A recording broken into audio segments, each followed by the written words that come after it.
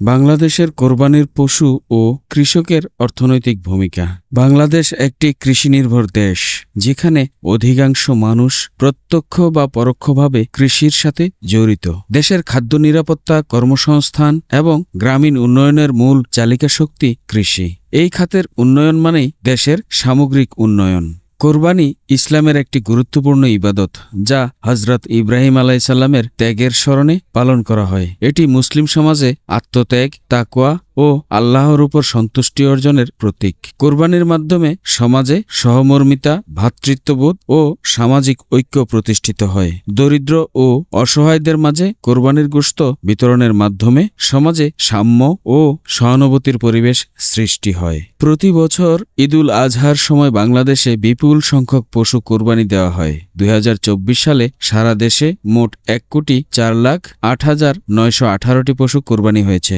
এর মধ্যে গরু, ছাগল, ভেড়া, মহিষসহ বিভিন্ন ধরনের পশু রয়েছে। এই পশুগুলির অধিকাংশই বাংলাদেশের অভ্যন্তরের খামারিদের দ্বারা লালন পালন করা হয়।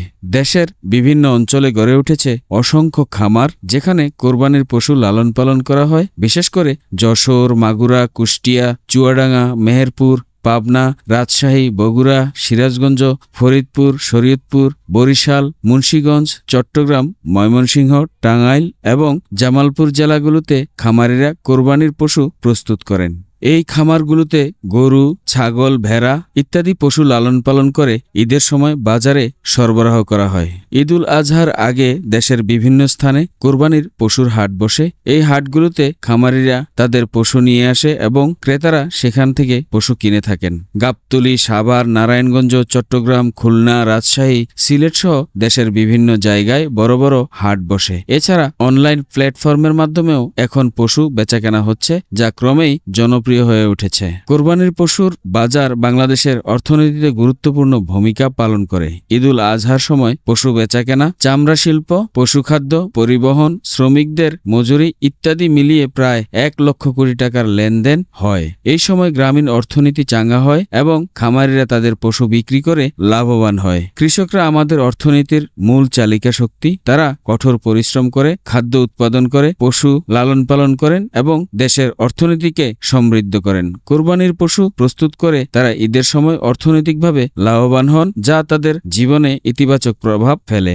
বাংলাদেশের কৃষি খাত এবং কোরবানির পশুর বাজার দেশের অর্থনীতিতে গুরুত্বপূর্ণ ভূমিকা পালন করে। কৃষকের পরিশ্রম এবং অবদান আমাদের দেশের উন্নয়নের জন্য অপরিহার্য। তাদের সঠিক মূল্যায়ন এবং সহায়তা প্রদান করে আমরা একটি সমৃদ্ধ বাংলাদেশ গড়ে তুলতে পারি।